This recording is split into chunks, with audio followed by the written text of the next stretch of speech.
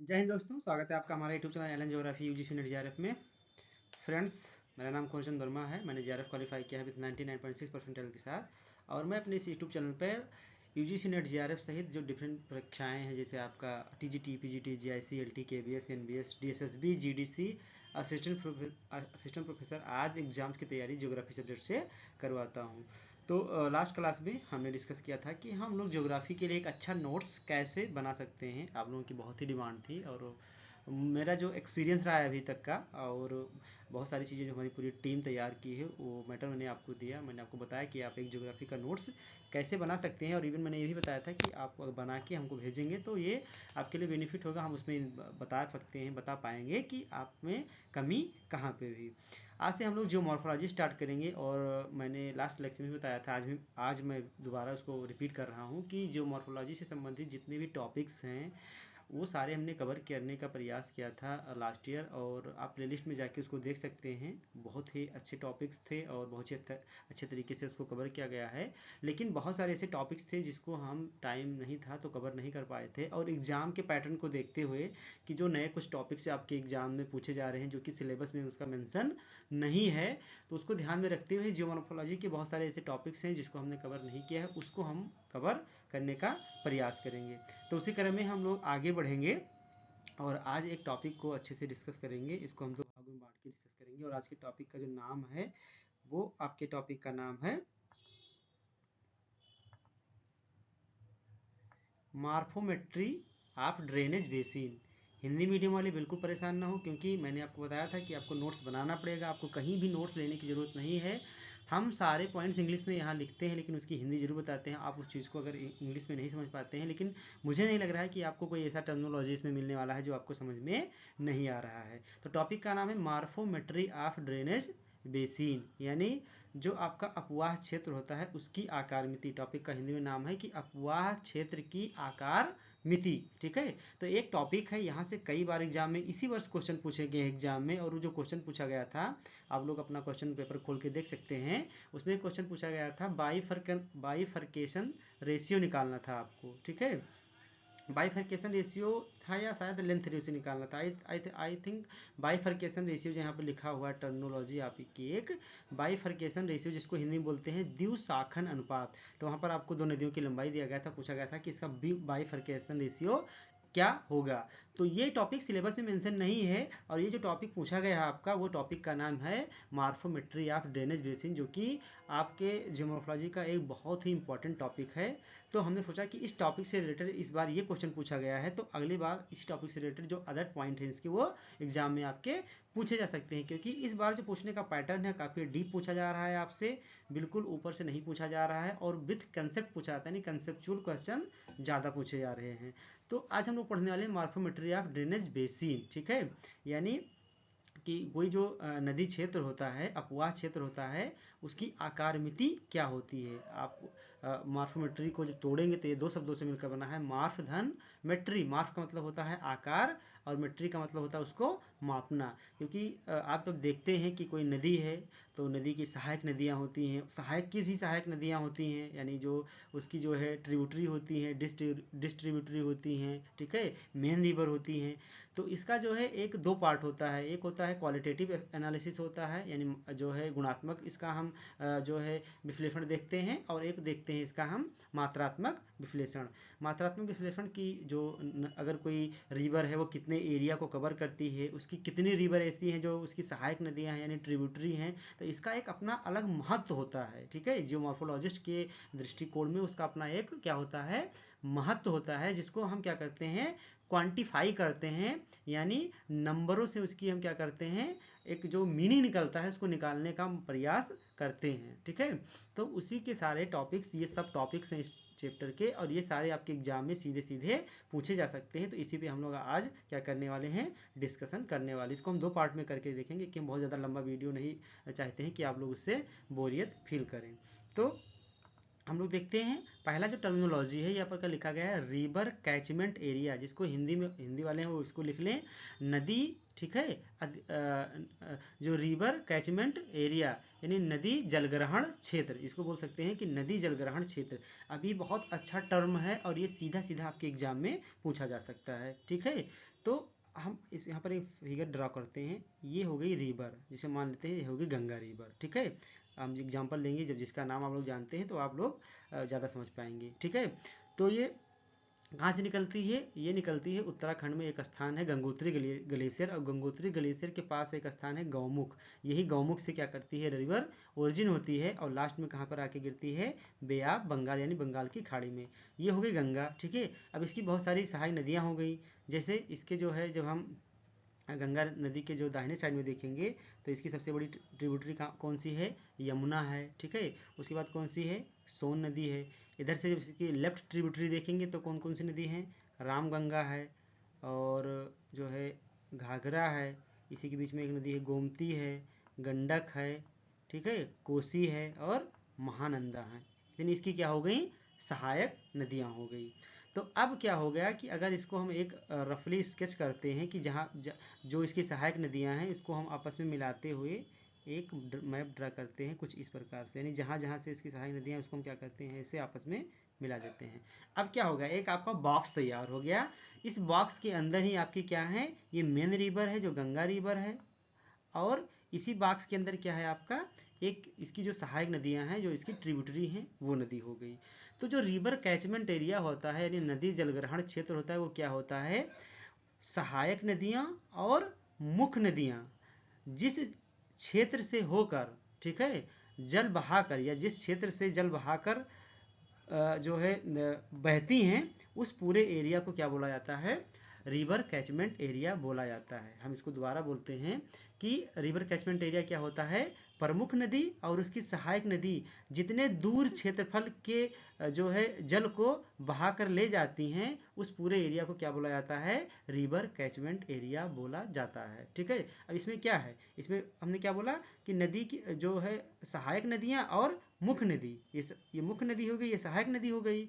तो अब सहायक नदियां और मुख्य नदियां जितने एरिया से जल लेकर जो है फ्लो करती हैं यानी बहती हैं, उस पूरे एरिया को क्या बोला जाता है, रिवर कैचमेंट एरिया बोला जाता है। जैसे गंगा नदी का पूरा अगर रिवर कैचमेंट एरिया देखें तो क्या हो जाएगा, ये पूरा का पूरा क्या हो गया, गंगा नदी का क्या हो गया, रिवर कैचमेंट एरिया हो गया। तो आपके एग्जाम में ये 2 पॉइंट याद रखना है कि नदी जलग्रहण क्षेत्र क्या होता है, प्रमुख नदी, चाहे आप पहले प्रमुख नदी लाइए चाहे बाद में सहायक नदी, पहले सहायक नदी लाइए, दोनों परिभाषाएं ठीक है, कोई दिक्कत नहीं है। 2 चीज़ें याद रखना है कि इसमें एक मुख्य नदी होगी और उसकी क्या होंगी, सहायक नदियां होंगी, और दोनों जितने दूर यानी जितने एरिया को कवर करेंगी और जितने एरिया से जल जो है बहा कर ले जाएंगी अपने साथ, उस पूरे एरिया को क्या बोला जाएगा, रिवर कैचमेंट एरिया यानी नदी जलग्रहण क्षेत्र बोला जाएगा। आई होप आप लोग समझ गए होंगे। अब ये जो है क्या है, इसमें 2 कॉमन चीज़ें हो गई कि इसमें क्या शामिल है, उसकी सहायक नदियां हैं और क्या हो जाएंगी, वो मुख्य नदी हो जाएगी। अब इसी में वो घुमा फिरा देगा आपके एग्जाम में, ऐसे बड़ा बड़ा स्टेटमेंट लिख देगा, आप लोग परेशान हो जाएंगे। जबकि कीवर्ड्स हमेशा क्या इसमें पकड़ना है कि एक एरिया होता है जिसमें कौन कौन शामिल होंगी, मुख्य नदी और उसकी सहायक नदियाँ। जब आप कीवर्ड्स पकड़ के याद करेंगे तो आपको रटना भी नहीं पड़ेगा, और एग्जाम में जहाँ कीवर्ड्स आपके सामने आएगा आप उस आंसर को आसानी से कर ले जाएंगे, ठीक है। तो ये हो गया आपका रिवर कैचमेंट यानी नदी जलग्रहण क्षेत्र क्या होता है। दूसरा जो टर्म है बहुत इंपॉर्टेंट टर्म है, जिसका क्या नाम है, ड्रेनेज डेंसिटी। इसको हिंदी में बोलते हैं अपवाह घनत्व। अब ये अपवाह घनत्व क्या होता है, तो अपवाह घनत्व समझने के लिए आपको क्या करना पड़ेगा कि देखिए कि अब यही गंगा नदी जो गंगा नदी क्षेत्र है, अधिग्रहण जल अधिग्रहण क्षेत्र है, या गंगा नदी का जो हमने कैचमेंट एरिया देखा, इसी को हम उदाहरण बनाकर इसमें सॉल्व करने का प्रयास करते हैं। तो जैसे क्या है कि ये रिवर है, इसमें एक मुख्य नदी है और इसकी सहायक नदियां हैं।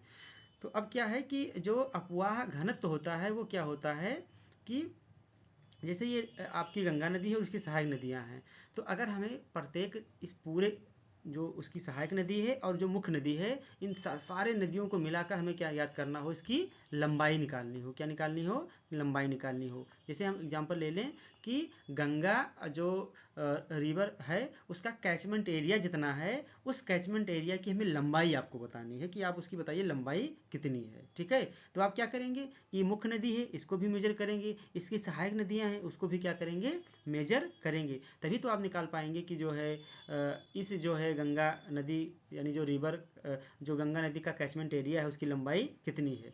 तो ऐसा करने के लिए क्या करेंगे कि इसको हम कई भागों में बांट लें। यानी हम जैसे ये नदी है बहुत सारा किलोमीटर हो सकता है कि ये 10,000 वर्ग किलोमीटर में फैला हो, या हो सकता है 15,000 वर्ग किलोमीटर में फैला हो। तो हम क्या करेंगे कि छोटा छोटा एरिया डिसाइड कर लेंगे, इसको हम कई भागों में बांट लेंगे। जैसे हम इसको बांट लेते हैं 4-5 भागों में। दूसरा पेन लेते हैं, जैसे ये आपका कैचमेंट एरिया पता है तो हमने इसको क्या कर लिया, 4-5 भागों में बांट लिया, बराबर भागों में बांटेंगे। जैसे हमने मान ले लिया 1 किलोमीटर का क्षेत्र, क्या ले लिया, 1 किलोमीटर का जो हमने एरिया ले लिया, और हमने देखा कि 1 किलोमीटर एरिया में जितने नदी आएंगी उनकी लंबाई जोड़ेंगे, फिर अगले 1 किलोमीटर में देखेंगे, फिर अगले 1 किलोमीटर में, फिर अगले 1 किलोमीटर में देखते रहेंगे।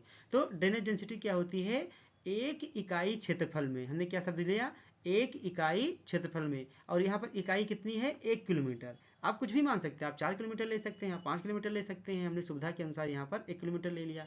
तो एक इकाई क्षेत्रफल में, मान लीजिए हमने एक इकाई कितना लिया है, 1 किलोमीटर, तो एक इकाई क्षेत्रफल में नदियों की जो लंबाई, कुल लंबाई होती है, उसी को बोला जाता है ड्रेनेज डेंसिटी। यानी हमने 1 किलोमीटर ले लिया यहाँ पर 1 यूनिट। ठीक है, अब इसमें क्या देखेंगे, जो भी नदी आएगी, चाहे वो सहायक नदी हो चाहे मुख्य नदी हो, उसकी लंबाई को आसानी से हमें क्या होगा, ज्ञात करने में आसानी होगी। यानी इसको भी जोड़ लेंगे, इसको भी जोड़ लेंगे, इसको भी जोड़ लेंगे। तो एक इकाई क्षेत्रफल में जो नदियां हैं, ठीक है, यानी जो आपका रिवर हैं, उनकी जो टोटल लंबाई होती है उसको क्या बोला जाता है, ड्रेनेज डेंसिटी। क्या बोला जाता है, ड्रेनेज डेंसिटी। ड्रेनेज डेंसिटी को हिंदी में क्या बोलते हैं, अपवाह घनत्व। तो आपको पता होगा कि अपवाह घनत्व क्या होता है, कि एक इकाई क्षेत्रफल में जो नदियां हैं उनकी जो कुल लंबाई है उसको बोलते हैं अपवाह घनत्व या ड्रेनेज डेंसिटी। ठीक है, बस इतना ही आपको ध्यान रखना है। दूसरा शब्द क्या है, ड्रेनेज टेक्सचर। क्या बोला गया यहाँ पर, ड्रेनेज टेक्सचर बोला गया है। ठीक है, जिसको सॉरी ड्रेनेज फ्रीक्वेंसी बोला गया है। अब ये ड्रेनेज फ्रीक्वेंसी क्या होती है, यानी अपवाह आवृत्ति। फ्रीक्वेंसी की हिंदी क्या होती है, आवृत्ति। तो अपवाह आवृत्ति क्या होती है, अपवाह आवृत्ति क्या होती है कि अब यही उदाहरण यही रहेगा। ठीक है, अब जैसे हमने क्या कहा था कि ड्रेनेज डेंसिटी में क्या होता है, क्या देखते हैं, ध्यान में रखते हैं कि उस रिवर का जो कैचमेंट, किसी भी रिवर की जो कैचमेंट एरिया है उसमें जितनी नदियां उसकी लंबाई को देखते हैं। ठीक है, भले ही हम एक यूनिट मान लेते हैं क्योंकि यूनिट से हमें आसानी हो जाती है। उसी प्रकार ड्रेनेज फ्रीक्वेंसी में क्या देखते हैं, किसी भी रिवर कैचमेंट एरिया में कितनी नदियां शामिल हैं, यानी नदियों की संख्या को हम देखते हैं। जैसे हमने गंगा नदी का जो है कैचमेंट एरिया निकाला, अब इसमें गंगा नदी के कैचमेंट एरिया में टोटल कितनी नदियां हैं उसको क्या बोला जाता है, ड्रेनेज फ्रीक्वेंसी बोला जाता है। तो ठीक उसी प्रकार से इसमें भी हम काम करेंगे, ऐसे ग्रिड बना लेंगे। ठीक है, 1-1 किलोमीटर का या 4 किलोमीटर का, जो भी आपको बताना हो, यूनिट कुछ भी आप ले सकते हैं अपनी आसानी के लिए।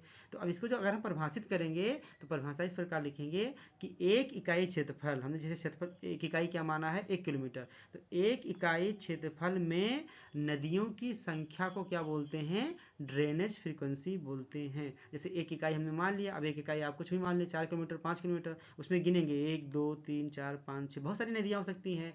तो एक इकाई क्षेत्रफल में नदियों की जो संख्या होती है कुल, उसको क्या बोला जाता है, ड्रेनेज फ्रीक्वेंसी बोला जाता है, हिंदी में बोलते हैं अपवाह आवृत्ति।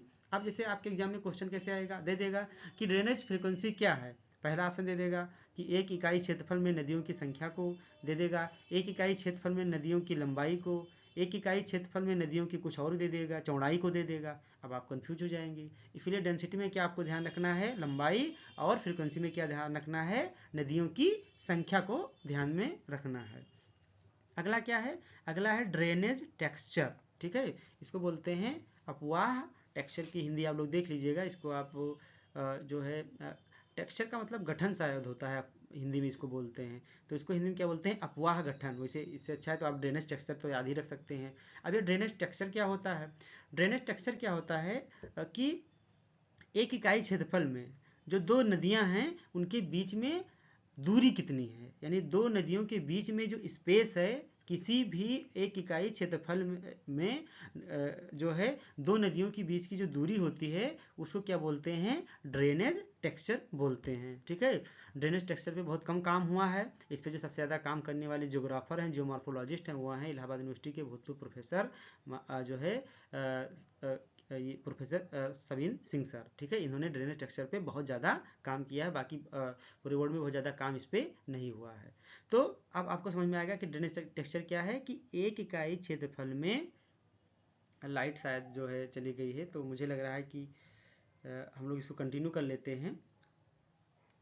बाकी हम नहीं दिख रहे हैं, बल्कि बाकी आपका जो है यहाँ पे जो आवश्यकता है वो काम हो रहा है। ठीक है, तो कैमरा हम ऑफ करते हैं और हम लोग इसको कंटिन्यू करते हैं। चलिए आप लोग यहाँ ध्यान दीजिए। तो ड्रेनेज टेक्सचर क्या होता है, आप लोग जान गए कि एक इकाई क्षेत्रफल में दो नदियों के बीच में जो स्पेस है, ठीक है, उसी को क्या बोला जाता है, ड्रेनेज टेक्सचर या अपवाह गठन बोला जाता है। ठीक है, तो आप जान गए कि रिवर कैचमेंट एरिया क्या होता है, ड्रेनेज डेंसिटी क्या होती है, ड्रेनेज फ्रीक्वेंसी क्या होती है और ड्रेनेज टेक्सचर क्या होता है। अगला जो आपका पॉइंट है वो है रिलेटिव रिलीफ, यानी सापेक्षिक उच्चावच। हिंदी में इसको क्या बोलते हैं, सापेक्षिक उच्चावच। अब ये सापेक्षिक उच्चावच क्या होता है, जैसे ये पूरा का पूरा क्या है, गंगा रिवर कैचमेंट एरिया है, गंगा रिवर का कैचमेंट एरिया है।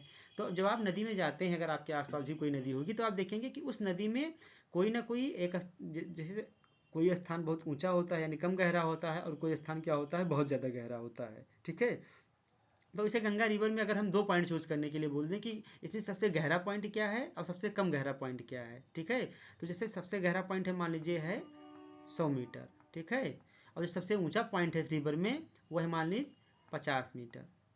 क्या है, 50 मीटर। यानी पूरे रिवर में कि कोई ऐसा भाग है वो क्या है, सबसे जो है कम गहरा वाला भाग है, यानी सबसे ऊंचा भाग कितना है, 50 मीटर, और सबसे गहरा भाग कितना है, वो है 100 मीटर। तो अब रिलेटिव रिलीफ्स क्या होता है, किसी भी नदी क्षेत्र में यानी किसी भी रिवर के कैचमेंट एरिया में जो सबसे गहरा भाग होता है, ठीक है, और सबसे गहरा भाग क्या है, 100 मीटर, तो 100 हो गया। और जो सबसे क्या होता है, ऊंचा भाग होता है, उसी के अंतर को बोलते हैं रिलेटिव रिलीफ। तो सबसे गहरा भाग क्या हो गया, 100 मीटर, और सबसे जो है ऊंचा भाग क्या हो गया, 50 मीटर। तो 100 में से 50 घटाएंगे कितना बचेगा, 50 आ गया। तो रिलेटिव रिलीफ इसका क्या हो गया, 50 हो गया। तो सापेक्षिक उच्चावच इसका कितना हो गया, 50 मीटर हो गया। ठीक है, तो रिलेटिव रिलीफ क्या होता है, सबसे गहरा भाग और सबसे ऊंचा भाग हो गया। अब ये रिलेटिव रिलीफ आप लोग समझ गए। अगला इंपॉर्टेंट पॉइंट है डाइसेक्शन इंडेक्स क्या होता है, घर्षण सूचकांक। हिंदी में इसको क्या लिख लेंगे आप लोग, घर्षण सूचकांक। तो घर्षण सूचकांक क्या होता है, किसी भी रिवर कैचमेंट एरिया में जो सबसे आपका जो है गहरा पॉइंट था, तो सबसे गहरा पॉइंट क्या था इसमें, 100 मीटर था, और जो सबसे क्या था ऊंचा पॉइंट था वो कितना था, 50 मीटर था। ठीक है, तो किसी भी नदी क्षेत्र नदी अपवाह या जो है अपवाह क्षेत्र में सबसे ऊंचा पॉइंट और सबसे गहरा भाग, इन दोनों के अनुपात को ही क्या बोलते हैं, डाइसेक्शन इंडेक्स बोलते हैं। जैसे इसमें सबसे जो गहरा भाग था वो 100 मीटर था, और जो सबसे ऊंचा भाग था वो कितना था, 50। अब इसको भाग देंगे तो इसका कितना आंसर आ जाएगा, 2 आ जाएगा। ठीक है, तो डाइसेक्शन इंडेक्स क्या हो गया कि किसी भी अपवाह क्षेत्र में सबसे गहरा भाग और सबसे ऊंचा भाग, इन दोनों के अनुपात को ही क्या बोलते हैं, डाइसेक्शन इंडेक्स यानी घर्षण सूचकांक बोलते हैं। आज हम लोगों ने इतने टर्मिनोलॉजी को सीखा है, और इस बार आपके जून 2024 में लाइट जो है आ गई पुनः। इस जो है 2024 के जून के एग्जाम में यहाँ से एक क्वेश्चन आपके एग्जाम में आना फिक्स है, उसी प्रकार से जिस प्रकार इस बार बाइफर्केशन रेशियो यानी द्विशाखन अनुपात के ऊपर क्वेश्चन दिया गया है। तो आप लोगों ने क्या सीखा, river catchment area, drainage density, drainage frequency, drainage texture और रिलेटिव रिलीफ और डाइसेक्शन इंडेक्स, इतने पॉइंट आप लोगों ने सीखा। और इसको आप लोग अपना नोट्स बनाइएगा अच्छे से, और जितना भी पॉइंट आपको बताया गया है उसको तैयार कीजिएगा।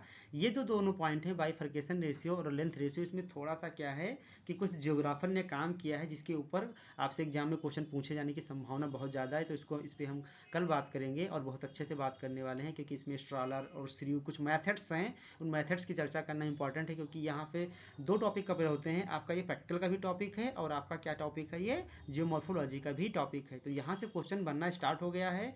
तो इसमें कोई दो बात नहीं है कि आपसे 2 या 3 क्वेश्चन भी जियोमॉर्फोलॉजी से यहीं से पूछा जा सकता है, क्योंकि ऐसे टॉपिक को वो नहीं टच कर रहा है जहाँ से क्या है बार बार क्वेश्चन पूछ रहा था, यानी जो है कुछ ओल्ड टॉपिक हो गए हैं जहाँ से जो है बहुत ही कॉमन क्वेश्चन हो गए हैं। ऐसे टॉपिक तो पूछ रहा है जहाँ से बार बार है, लेकिन कुछ कॉमन टॉपिक हो गए हैं वहाँ से क्वेश्चन आपसे एग्जाम में नहीं पूछा जा रहा है। तो हम लोग इस पर कल चर्चा करेंगे। इतना आप लोग कमेंट करके बताइए कि आपको समझ में आया कि नहीं आया, क्या इसमें कोई प्रॉब्लम हुई है आपको, तो हम लोग इस पर दोबारा बात कर सकते हैं नेक्स्ट क्लास में। और नेक्स्ट क्लास में हम आपसे बाइफरकेशन रेशियो यानी द्विशाखन अनुपात और लेंथ रेशियो यानी लंबाई अनुपात के ऊपर हम चर्चा करेंगे बहुत ही अच्छे तरीके से। मैं नहीं चाहता हूँ कि आपका कोई भी टॉपिक जल्दबाजी में छूट जाए या हम बहुत ही उसको ऊपर से पढ़ा के चले जाएं, ऐसा हम बिल्कुल नहीं चाहते। भले ही एक दिन की जगह पे हमें 2 दिन लगे, क्योंकि हमारे पास टाइम पर्याप्त है, ठीक है, क्योंकि शॉर्टकट कोई नहीं है जीआरएफ के लिए, आपको पढ़ना ही पड़ेगा। तो मिलते हैं। आप लोग वीडियो जो है ज़्यादा से ज़्यादा तो लोगों को शेयर कीजिए कि क्लास स्टार्ट हो गई है। फ्री ऑफ कास्ट, आपसे कोई चार्ज नहीं लिया जा रहा है। बस आप जो है आपको जो भी समझ में आया आप कमेंट कर सकते हैं, और आपकी इच्छा है तो आप इसको लाइक कर सकते हैं। तो मिलते हैं हम लोग नेक्स्ट क्लास में। Best of luck.